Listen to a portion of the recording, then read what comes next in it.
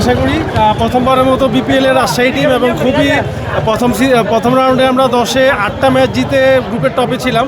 যদি আমরা প্রথম ম্যাচে এই চিটাগাংয়ের কাছে হারছিলাম, তো আশা করতেছি যে আজকে রাজশাহী ভালো খেলা উপহার দিবে এবং আমরা চ্যাম্পিয়ন হব। আমরা আশা করি খুব ভালো একটি জমজমাট ফাইনাল উপহার দিতে পারবো আমরা ইনশাল্লাহ। আজকে চ্যাম্পিয়ন হয়েই ঘরে ফিরবো ইনশাল্লাহ। Best of luck. যদিও সেটা আসলে খুব ক্লোজ ম্যাচ ছিল, লাস্ট ওভারে 10 রান দরকার ছিল, কিন্তু রিপন মণ্ডল প্রতিবার তো আসলে সম্ভব হয় না।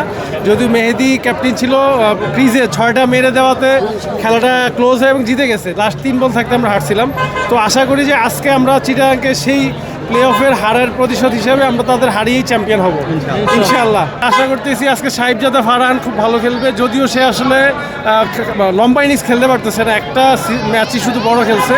সাহিবজাদা ফারহান আছে, আশা করি শান্ত আজকে রানে ফিরবে, মুশফিক খেলবে, কেন উইলিয়ামসন তো আছেই। সবচেয়ে ভরসার জায়গা যে আমাদের মিডল অর্ডার খুব স্ট্রং।